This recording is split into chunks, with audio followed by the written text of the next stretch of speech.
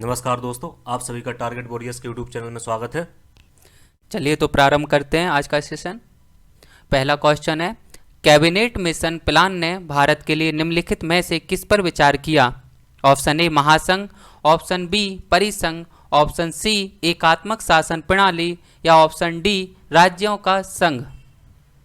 दोस्तों इसका सही आंसर है ऑप्शन ए महासंघ। नेक्स्ट क्वेश्चन को मूव करते हैं।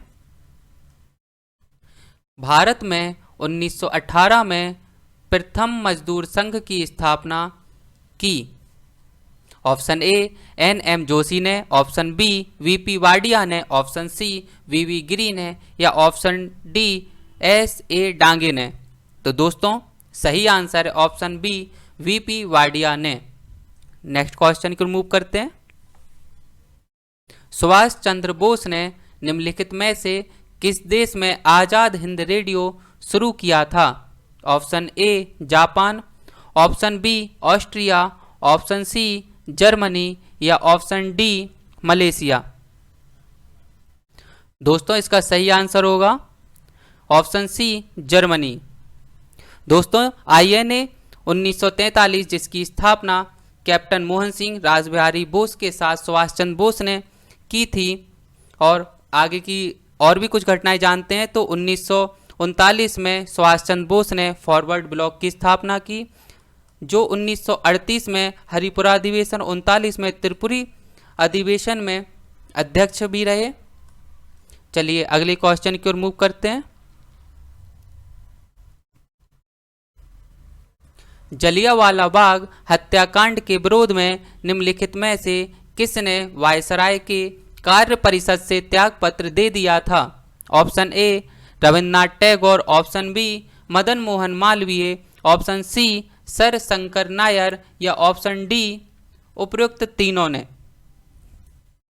दोस्तों इसका सही आंसर है option C sir Shankar Nair ने।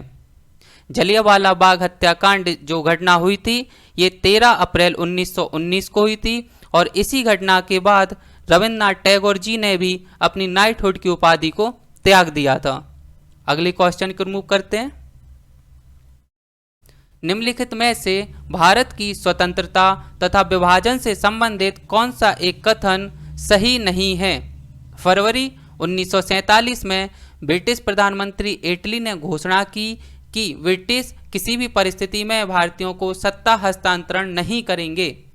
बी लॉर्ड वेवेल ने 31 मार्च 1948 तक भारत से ब्रिटिश की पूर्ण वापसी की वकालत की। ऑप्शन सी लॉर्ड माउंटबेटन सत्ता हस्तांतरण की प्रक्रिया में तेजी लाए। ऑप्शन डी नेहरू के विरोध के कारण वाल्कन योजना, जिसे प्लान वाल्कन भी कहते हैं, का परित्याग कर दिया गया। तो दोस्तों इसका सही आंसर है ऑप्शन ए, क्योंकि इसमें गलत पूछा गया था और ऑप्शन ए गलत कथन है। नेक्स्ट क्वेश्चन की ओर मूव करते हैं। भारतीय स्वतंत्रता संघर्ष के संबंध में निम्नलिखित घटनाओं पर विचार कीजिए। पहला, रॉयल इंडियन नेवी में गदर। दूसरा, भारत छोड़ो आंदोलन का प्रारंभ। तीसरा, द्वितीय गोलमेज सम्मेलन। हमें इन्हें कालक्रम के अनुसार सही क्रम में लगाना है। तो दोस्तों इसका सही आंसर होगा option C. Royal Indian navy में गदर 1946 की घटना है। भारत छोड़ो आंदोलन जैसा कि सभी जानते हैं 1942 की घटना है, और द्वितीय गोलमेज सम्मेलन 1931 में संपन्न हुआ। नेक्स्ट क्वेश्चन को मूव करते हैं। ब्रिटिश सरकार के किस अधिनियम में पहली बार भारत में शिक्षा के लिए 1 लाख रुपए खर्च करने का प्रावधान किया गया? ऑप्शन ए वुड डिस्पैच अधिनियम 1854, बी चार्टर अधिनियम 1813, सी चार्टर अधिनियम 1853, डी भारतीय परिषद अधिनियम 1892। दोस्तों इसका सही आंसर होगा बी चार्टर अधिनियम 1813। ऑप्शन ए जिसे वुड डिस्पैच अधिनियम 1854 को शिक्षा का मैग्ना कार्टा भी कहा जाता है। ऑप्शन डी जो भारतीय परिषद अधिनियम 1892 था, इसमें सीमित रूप से भारतीयों को बजट पर चर्चा करने और अपना पक्ष रखने की अनुमति दी गई थी। ऑप्शन सी चार्टर अधिनियम 1853 है, इसमें प्रतियोगी परीक्षाओं में भारतीयों को भी हिस्सा लेने की अनुमति दी गई। चलिए आगे बढ़ते हैं। हंटर कमीशन की रिपोर्ट में विशेष जोर दिया गया। ए, बालिकाओं की शिक्षा पर, बी, उच्च शिक्षा पर, सी, प्राथमिक शिक्षा पर, डी, तकनीकी शिक्षा पर। दोस्तों सही आंसर होगा प्राथमिक शिक्षा पर। चूंकि हंटर कमीशन 1882 में आया था और इसमें ऑप्शन ए, बी, डी को भी शामिल किया गया था, लेकिन मूल रूप से जो हंटर कमीशन ने रिपोर्ट दी थी वो प्राथमिक शिक्षा पर दी थी, इसलिए ऑप्शन सी सही होगा। नेक्स्ट क्वेश्चन की ओर मूव करते हैं। भारत में किसने प्रेस सेंसरशिप लागू की थी? ऑप्शन ए, लॉर्ड हेस्टिंग्स ने, बी, लॉर्ड वेलेजली ने, सी, जॉन एडम्स ने, या ऑप्शन डी, लॉर्ड डलहौजी ने। तो दोस्तों इसका सही आंसर होगा ऑप्शन बी, लॉर्ड वेलेजली ने। लॉर्ड वेलेजली 1798 से 1805 ईस्वी तक ये गवर्नर जनरल के पद पर रहे और इन्होंने सर्वप्रथम प्रेस सेंसरशिप लागू की थी।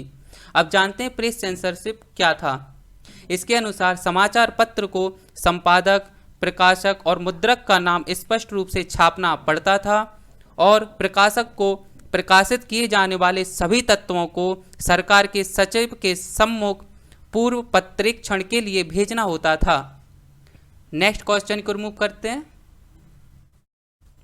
वर्नाकुलर प्रेस एक्ट किसने रद्द किया? Option A, Lord Minto, option B, Lord Lytton, option C, Lord Curzon, या ऑप्शन डी, लॉर्ड रिपन। तो दोस्तों इसका सही आंसर होगा लॉर्ड रिपन।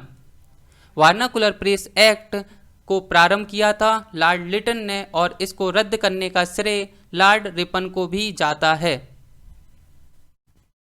दोस्तों अगर आपको एमसीक्यू सेशन हमारा अच्छा लगा हो तो प्लीज़ लाइक करिएगा, सब्सक्राइब करना और अपने दोस्तों को शेयर करना। धन्यवाद दोस्तों, अलविदा।